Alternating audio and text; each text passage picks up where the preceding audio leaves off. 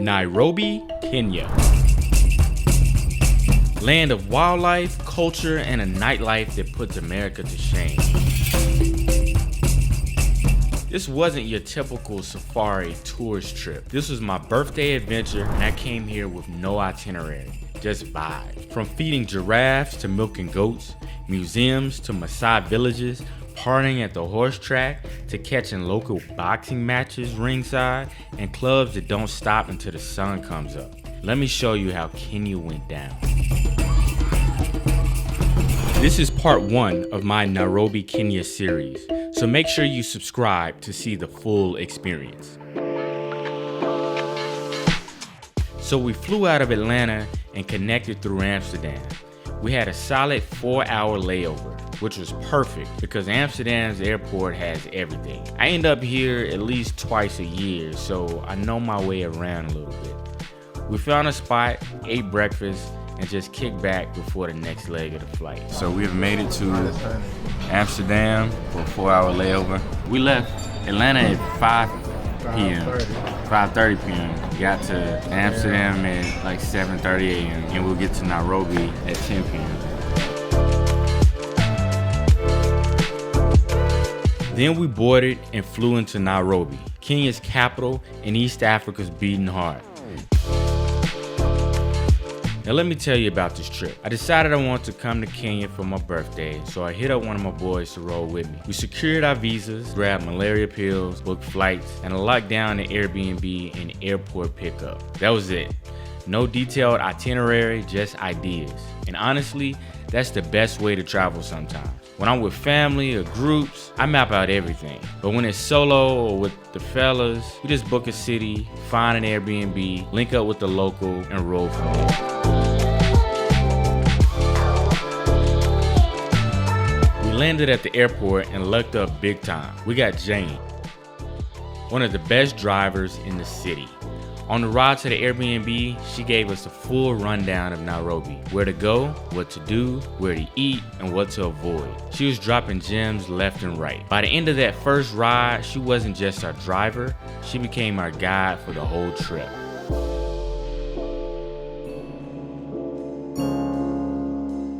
First stop, food. We grabbed a bite before heading to the Airbnb because jet lag and hunger do not mix well. We checked into Skynest residences in the Westlands neighborhood. The building is half condo building and half hotel. The spot was dope and had plenty of space. Trell had his own side, I had mine. And the kitchen and the living room were in the middle. Basically a typical 2-bedroom condo.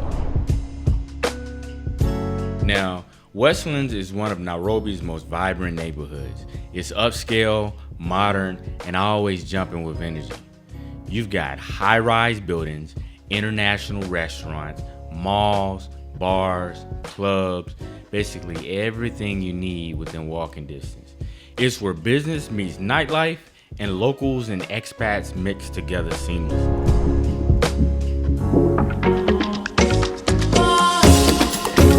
But let's talk about Nairobi as a whole for a second. This city is nicknamed the Silicon Savannah, and for good reason. It's the tech hub of East Africa. M-Pesa, the mobile money revolution that changed how Africa does banking, that started right here. And let me break down what M-Pesa actually is for my American audience. Imagine being able to send money, pay bills, buy groceries, and handle all of your finances straight from your flip phone. No smartphone needed, no bank account required.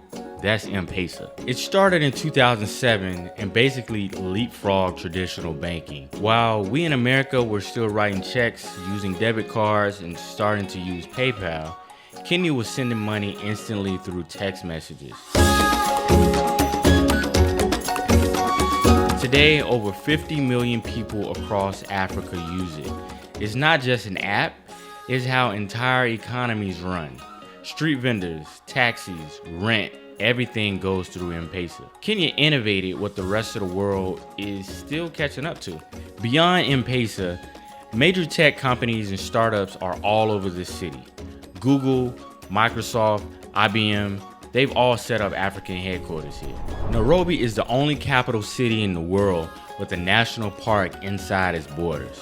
You can literally see giraffes and lions with skyscrapers in the background. That's kind of wild. And the city itself, over 4.5 million people. It's the political, economic, and cultural heart of Kenya.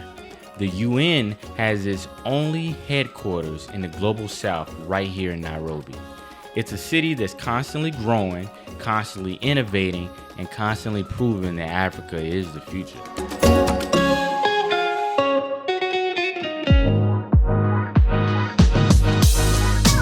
The next day, James came through and picked us up. First stop, the National Museum of Kenya.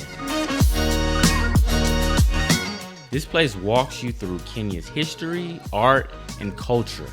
And I mean all of it. They've got fossils and artifacts showing that Kenya is literally where humanity began. I'm talking millions of years of human evolution right here in East Africa. The museum breaks down how early humans migrated out of this region and spread across the entire world. It's wild to think about it, standing in the place where it all started. Then you move through Kenya's history with different ethnic groups, kingdoms, and cultures that existed long before colonization. These ones are actually made out of a plant. It's called a cucurbit, big one. And these pillars, there are 8 of them to represent or to signify the 8 provinces we had before now. Kenya turned the provinces into counties. Okay. Yeah. So no more provinces, only counties. Yeah, no more. These pillars, there are 8 of them to represent all the provinces. The gods attached to the pillars going downwards, they represent the attributes or the positive things that we want to uphold. Over 40 different ethnic groups call Kenya home, each with their own languages, traditions, and histories. The museum also covers the colonial period under British rule and the fight for independence. Kenya didn't get its freedom until 1963, and the struggle was real. And then we had the arrest of this guy. He's known as Dedan Kimathi. He was the forefather of the freedom fighters. That's still him. So he was arrested because of illegal possession of the firearms. But the Kenyans actually never used those guns. They used the homemade guns. So this one was planted. Kenyatta, who later on became the first president, this is him being arrested. They were being given 2 guards and the next person, 2 guards and the next person, to limit them from communicating. So yeah. The Mau Mau uprising, freedom fighters, the whole movement is all documented here. Leaders like Jomo Kenyatta, who became Kenya's first president, are celebrated throughout. And then there's the art and culture, traditional clothing, weapons, tools, music, everything that makes Kenya what it is today. It's the kind of spot that reminds you how deep the roots go here.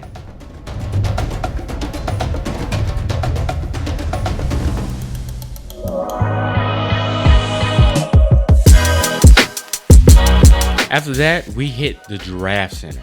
And yeah, it's exactly what it sounds like. You're standing on a platform eye to eye with giraffes, feeding them by hand. Their tongues are massive and kind of rough and slimy, but the experience is unforgettable. So we are at Giraffe Centre, about to feed the giraffes. It's a beautiful day outside.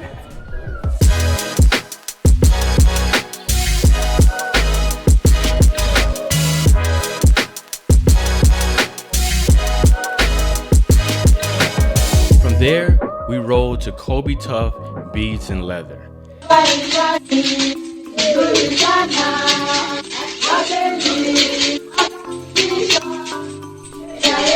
Now, the story behind this place tugs at the heart a little bit. It started as a response to climate change devastating the Maasai community. Prolonged droughts were wiping out entire herds of cattle, which was their whole livelihood. Families couldn't send their kids to school, and some were even marrying off their young daughters just to get dowry cattle to rebuild their herds. So Kobe Tough stepped in to upskill the traditional beading skills of Maasai women, helping them create products that could reach a wider market, like the first ever Maasai beaded Apple Watch bands. Then when COVID hit in 2020, Over 300 women, mostly single mothers, orphans, and widows who'd been making ceramic beads in Nairobi got laid off when tourism collapsed. Kobe Tough responded by creating a ceramic beading division to help these women survive the crisis. They gave us a whole presentation.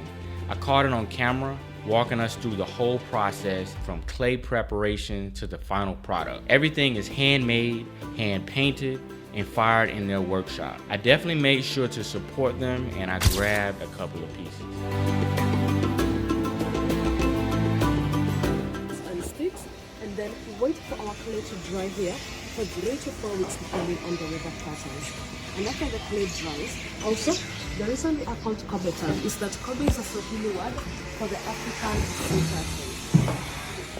Arrange the beads and dip them in the solution of the glaze to get plain colors, but for the beads with the patterns, they'll have to hand paint them bead by bead, one by one.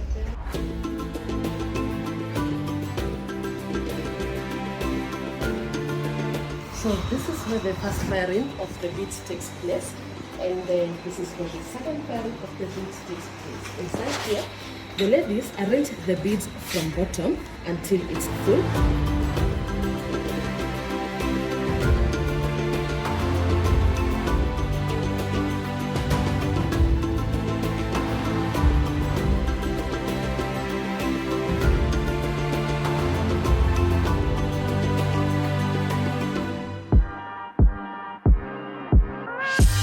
Then we grabbed lunch and headed back to the Airbnb. Later that evening, we checked out the hotel restaurant, Slate Kitchen and Bar. This place was nice. Decor was nice, the food was good, the drinks were good. It was solid. So that wrapped up our first full day in Nairobi. From learning about the history of Kenya to feeding giraffes and supporting local artisans. But trust me, this was just the beginning. Kenya's nightlife was about to show us something we were not ready for. Stick around for the next video where the party finally starts.